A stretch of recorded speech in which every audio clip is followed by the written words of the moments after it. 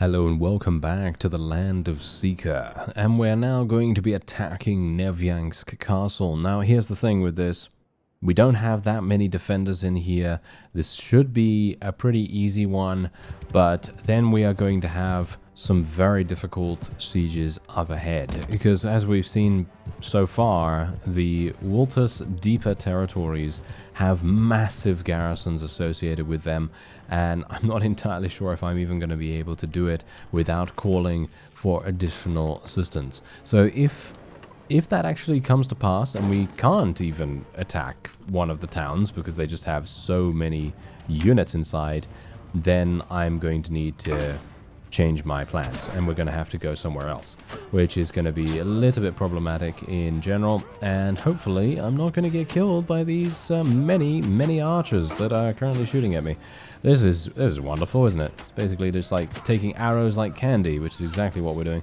Alright, let me try and get some revenge on these fellows for attacking me. There we go. Nice headshot right there. You know, having a large polearm on your back is pretty difficult actually to shoot your bow with, because I don't know whether you've noticed, but it's basically right in front of where I'm aiming. So every single time I'm aiming at something, my polearm is in the way of the little area that I need to aim at, you see? So it's making things really difficult, or much more difficult than it would otherwise be. Look at this. Look at that, the little dragon detail that is on the polearm is actually making it impossible for me to see where I'm aiming. So I'm basically just randomly guessing where the enemy is and just hoping that I hit. Okay, yeah, that's a little bit problematic. I'm not entirely sure why that even happens. I mean, obviously this is a modded weapon. However, I feel like it shouldn't be like that. There should definitely be kind of like a different viewpoint, I guess you could kind of call it, because technically if you have a long polearm in the base game, you're going to have the same kind of issue, you know? You're going to face the same kind of problem where the polearm is right in front of your crosshair, or right in front of where you are shooting, and it's going to be very difficult to see the destination of that arrow, whichever one you're shooting at some enemy or another. So that's obviously, yeah, a bit irritating actually. Oh well, never mind. But for those of us that actually use third person, that is a bit irritating, but for those people that use first person, it's not going to be that much of a problem at all. Ooh, we got some, wow, look at that, getting really lucky with some Dark Wave Knights. Just going to take a couple of extra troops. And yeah, in the previous episode, I was actually attempting to try and shed some of our problem areas in regards to our inventory, because I do have a lot of stuff in my inventory at the moment. I got rid of all my saddles, and I was attempting to get rid of some more stuff, but not really getting much luck about that, to be honest. Okay, so I'm just going to increase my cohesion a little bit. And now we're going to take a quick look. Okay, so Mazdan Castle, Urikskala Castle. I'm thinking we're probably going to go over to Abkoma Castle. That would probably be a good idea. We have already attempted to take this particular town right here. It had over 1,200 units inside. Very dangerous, and certainly something that we might want to leave a little bit later on, although it might very well be one of those times where we need to go in, attack a bunch of enemies, get them all dead, or try to get as many of them dead as possible, and then retreat, and then go back in and rinse and repeat the same strategy over and over. That might be the only way that we are going to be able to take some of these deeper territory towns, which is definitely something that I would not want to do. I really don't want to be in a situation where we're having to do that, because war of attrition style, not my thing. Not a big fan of it. I understand that generally it is probably going to be one of those viable strategies that will be very useful in a variety of different situations, but it's so annoying, you know? It's really annoying to try and get that working consistently throughout an entire campaign, especially considering the fact that you're going to then have to build your siege camp up every single time. That is just I don't know. It's just something that I don't really want to do. I have to make peace with them. Okay, yeah, don't want to make peace with them right now. It's going to cost me 640 influence to be able to do this. We have too many enemies. We need to make peace with at least some of them. All right, here's the thing. As far as I am aware, we are only at war against the Walters. And as you can see, that is indeed the case. If the AI is telling me to make peace with the Walters, that might mean that a war declaration is coming quite soon, which then means that we are going to have a bit of an issue if it's, I don't know, if it's, I feel like if it's the Lamoka, we might have some problems. But if it's the Prowan or something like that, it's not that big a deal because they're so far away.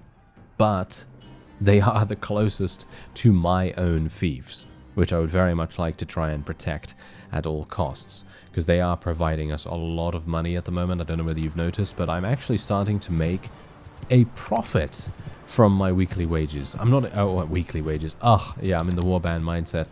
Okay, yes, the daily wages, because obviously they changed that whole thing.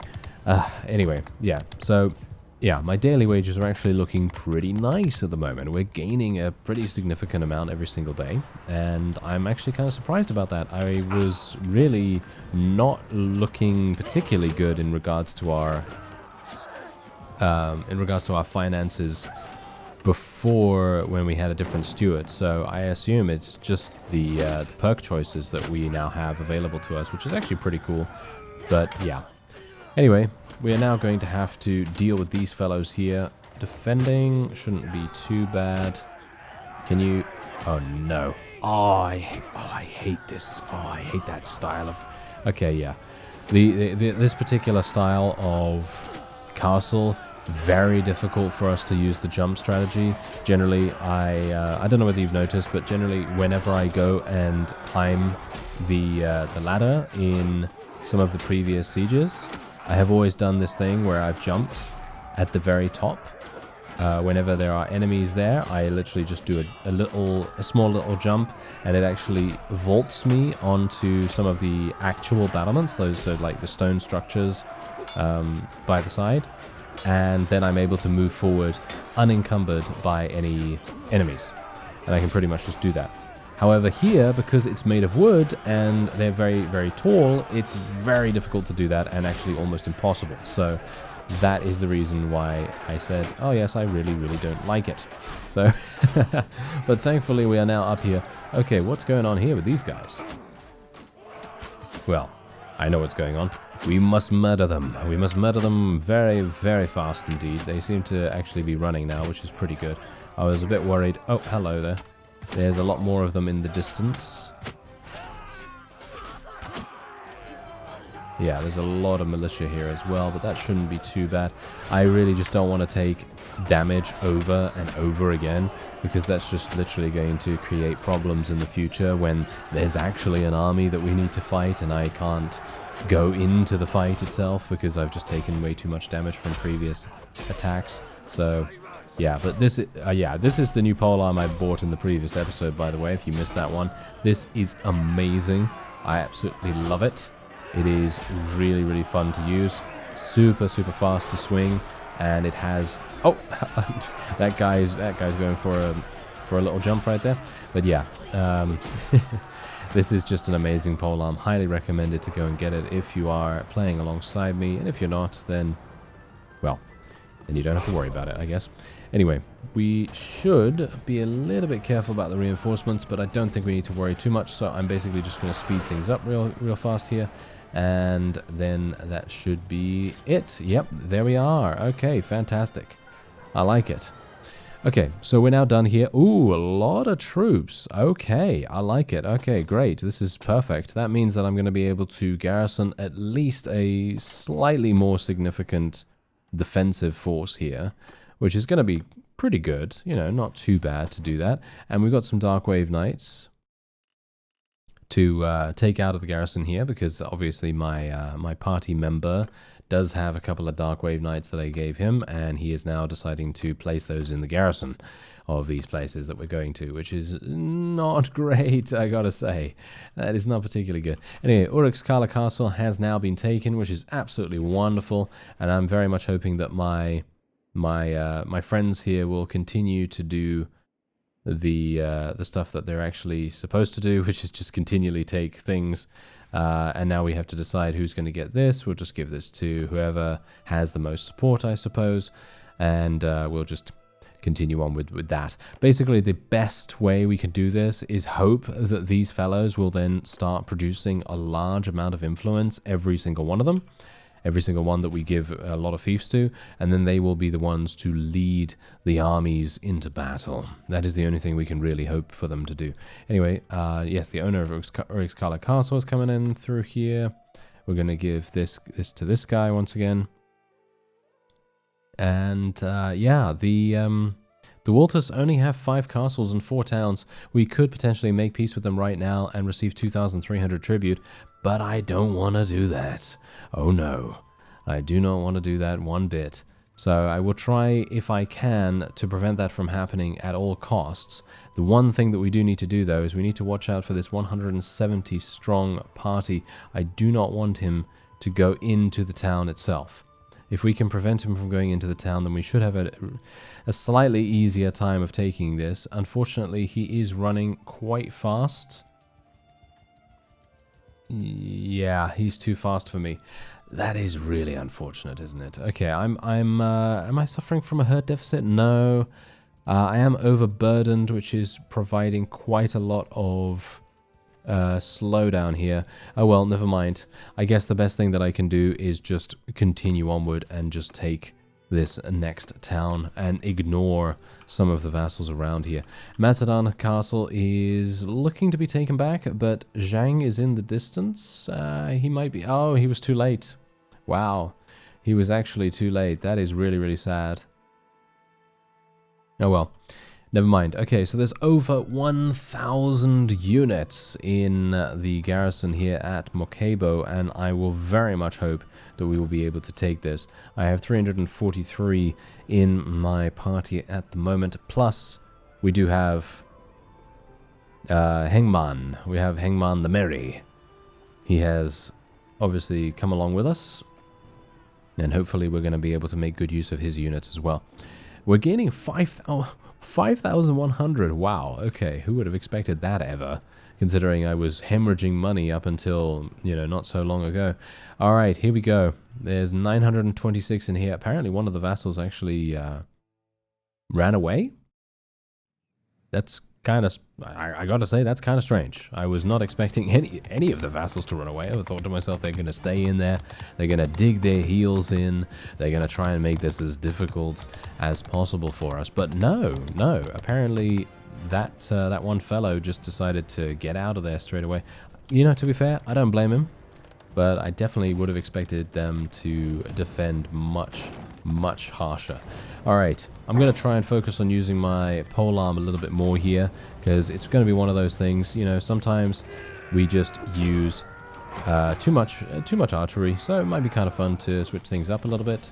And considering I do have this... Oh, it's so fun to use. It is so incredibly fun to use. And these guys literally have nothing. They cannot do anything, because we just do so much damage. Unfortunately... Yeah, as I was talking about in the previous episode, there is a sweet spot. There is a very, very good sweet spot for this polearm. And if the enemy gets too close to you, you're going to do very little damage with it. So you have to be a bit careful about that, because if you do have that happen, then the enemy is very easily going to be able to eliminate you. So that's definitely something to be a bit aware of. And I'm just going to try and prevent these guys from getting on the catapults. It's a pretty good idea to try and bait enemies into that kind of action as well. But it seems like the Bannerlord AI is a bit strange when it comes to that sort of thing. You know, siege weapons and everything. I mean, obviously they added siege weapons to the defensive people as well as offensive this time around. Because obviously in Warband, you only had... siege ladders or siege towers for the offense. You didn't have anything for the defense. And in that way, it's a bit weird because they very much, as you can quite clearly tell, they are prioritizing running over here to the catapult, and that's it. That's all their That's all their prior.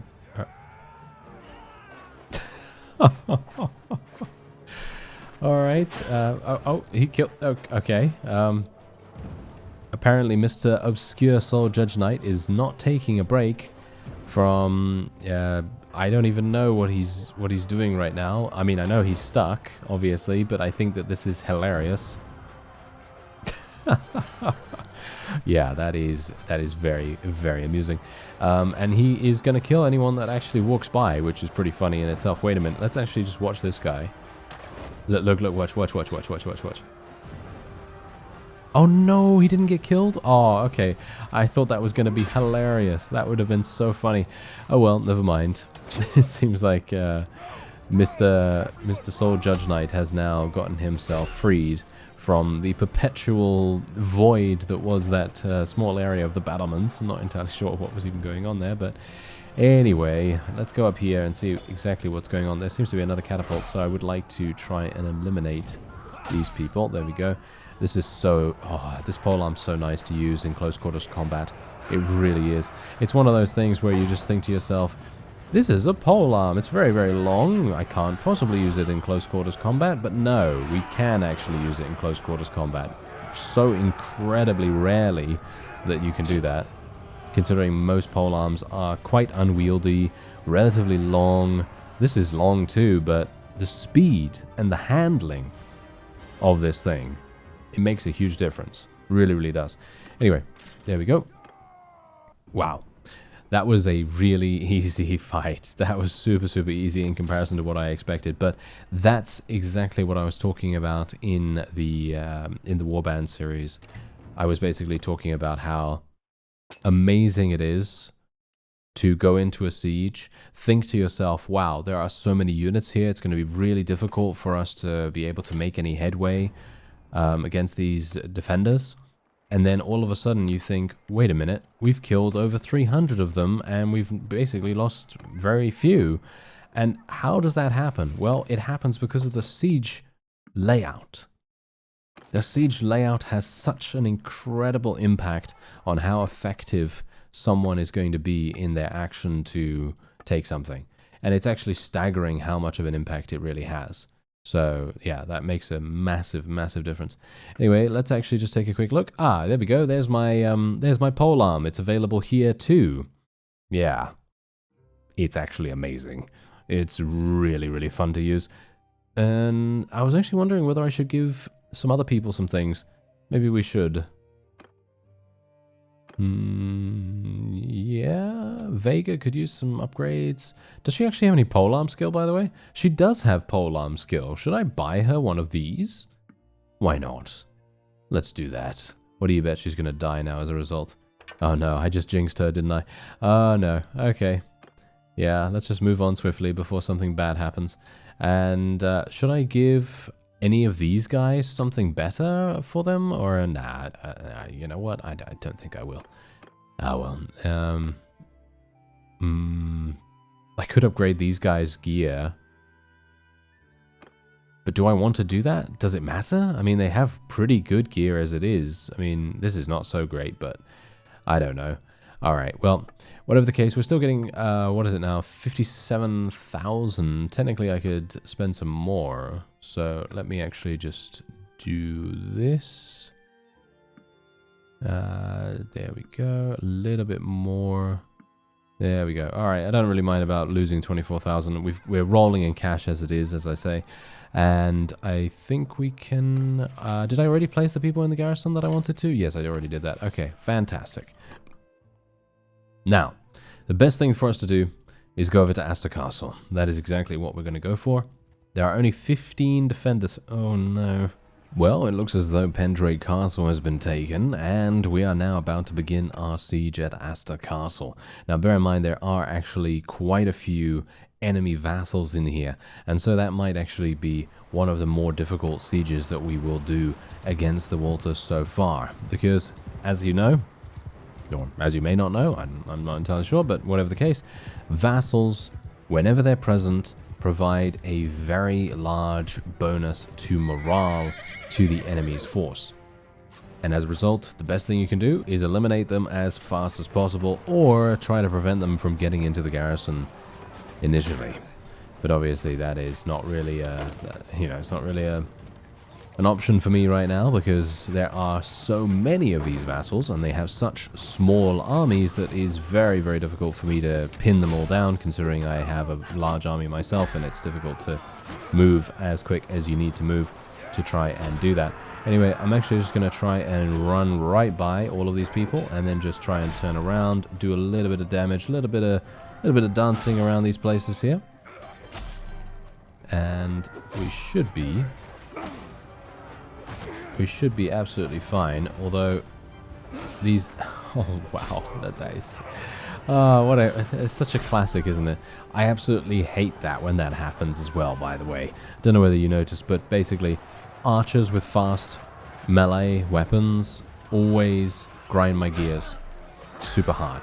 Because as soon as they do that, it's just like, okay, I can't even attack them because they're just interrupting me all the time and actually dealing damage. Actually dealing considerable damage over time, and it's very frustrating. But thankfully, I can kill them in one hit, which is not that bad. But, you know, it's bad enough, you know, it's bad enough. Anyway, nice little, nice little crowd surf right there. No, unfortunately not. Yeah. I was actually kind of hoping to do that, but they don't allow you to do that kind of thing anymore, unfortunately. It's more of a warband thing, more of a special warband thing that you can do, but yeah, anyway. Let's just commence the slaughter. Commence the slaughter with my wonderful polearm here. Something tells me that this polearm should have a benefit against, what is it now? Against shields, yeah. It should probably have a bonus against shields, or ability to crush through blocks or something like that. But maybe, maybe it doesn't need to do that. Maybe it's too powerful as it is. I mean, it is pretty strong, as I say. And, yeah, it might not even be necessary. But look at that. That was actually a lot easier than I anticipated. As I said, there were a bunch of vassals in here. You can see, well, what? Just one? Really? Did the others leave? Oh, the others must have left, because as far as I could tell, there were at least 4, 5, maybe even 6 vassals in there. Alright, okay, good to know. And the only other thing that we can do now is just continue to move on. And as I say, Pendraic Castle has already been taken by our friendly forces, so I'm very, very pleased about that. And now what we can do is we can move on to one of the hardest towns that I have seen so far. Let's see... Oh, actually, no. I thought we were all the way over here, but instead we are looking a little bit different. Okay, so Nevyank's castle has obviously been taken back. That's not a big deal. That's not a big deal at all, because the AI is gonna look to try and defend Pendraic Castle, I would assume, because that has just been taken. So of course they're gonna try to do that, I assume, hopefully at least. And we're just gonna continue giving castles to the various people around there. This guy actually doesn't like us that much, so I'm gonna see what I can do about maybe increasing my my relation with him. Where is he? Now I need to search through all of this. Ah, there we go. This fellow, he doesn't like me at all. So what I'm going to do is I'm going to use this option right here to spend our own influence to increase my relation with him. And it is very expensive. It is very expensive, but it is going to be pretty useful for us in the long run. I'm actually going to be increasing this guy's influence as well by a small amount too. But you could see here, look at this guy. He has 563 influence, as well as this fellow having 476. And they need influence to be able to create armies. So of course, being able to do that is very, very useful. This fellow has 5 relation with us. I'm going to increase it a little bit more. And hopefully that will prevent him from leaving our faction. Okay, so... oh, they only have 575 in here. Really? Only 575? Okay, that's kind of interesting. I would have expected them to have a lot more here, considering this is one of the deepest territory towns that I've seen so far. Aster Castle has been besieged, but as I say, that is not a big deal at all. If it does get taken back, I'm going to take it back off screen. Not a problem. Really not a problem. They're going to place, what, 50 to 100 units in there. and it's going to be a simple thing to take it back. No problem whatsoever. But this, on the other hand, this is going to be one of the big things that will hopefully make it possible for us to take the town, or should we say the castle next to the town, and then we will hopefully be able to move on to the 1200 strong town as well. And that will basically be the end of the Walters at that point. Because while they still have a couple of towns remaining, if we can eliminate that one that has 1200 units in there, which, by the way, also seems to be quite a difficult siege. The siege layout itself does seem to be quite tough.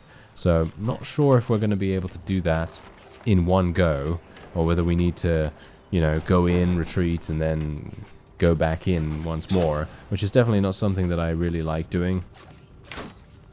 I much prefer doing things in one go, but obviously it's very much a case of, well, can we even do it in one go? I mean, to be fair, I think we probably would be able to, but you never know. Maybe we wouldn't. Gotta say, really enjoy this. Okay, wait a minute. Can I... Oh, we actually made it. Oh, okay, that was really lucky. I was actually thinking that I wouldn't make it over there. And we're just going to do a little bit of damage here and there. Try and eliminate these archers.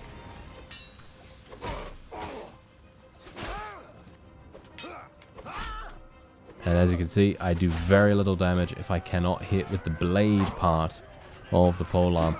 And look at these. Oh, this is... Oh, yeah. See, now this is exactly what I'm talking about. If these enemy vassals had decided to group up in a smarter fashion, they would have come into one of these towns and then just stayed there. Just basically stayed there. I'm going to die, I think, probably as a result of this. Yep. Yeah. See, now this is what I'm talking about. This is a great layout. This is absolutely fantastic. I'm going to be the first one to say that this is a great layout, really good for the defense, and you can see exactly why that is. Look at these places right here. These archers are able to shoot at anyone that is on the battlements, especially, I mean, obviously, if there are stray units, for example, myself. If I come up this area right here, which is where I fought from, if I come up here, then the archers from over there have a clear line of sight over to me. And while they are obviously shooting at me, I'm fighting people on the walls here, and it's making things even more difficult.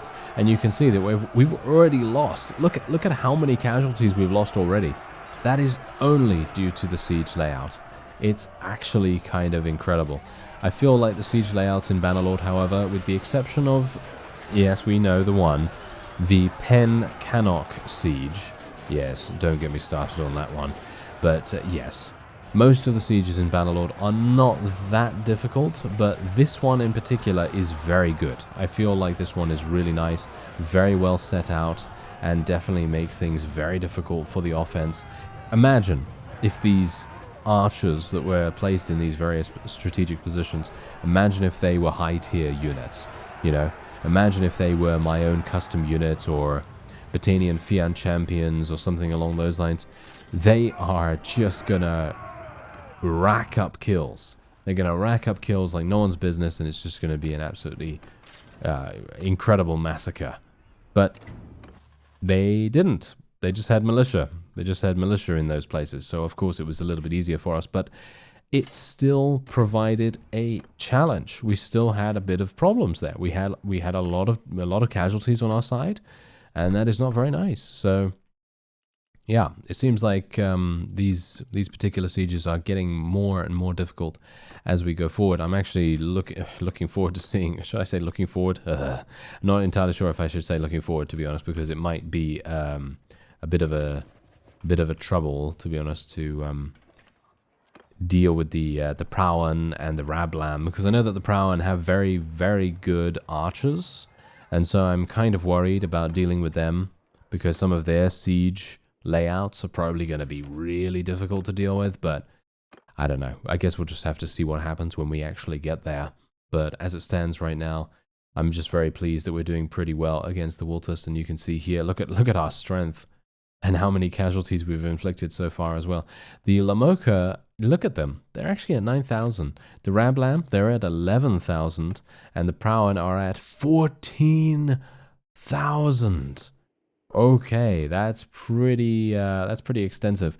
Anyway, they have two towns remaining. They have 1, 2, 3 castles. Obviously, Nevyansk is just about to be taken, and Aster Castle is probably going to be taken as well. But I'm going to be resting here for a little bit of time. As you can see, I'm actually at 12% HP. I'd probably like a little bit more for the next couple of sieges. And so that's going to be it for this episode. I thank you very much for watching, and I'll see you next time.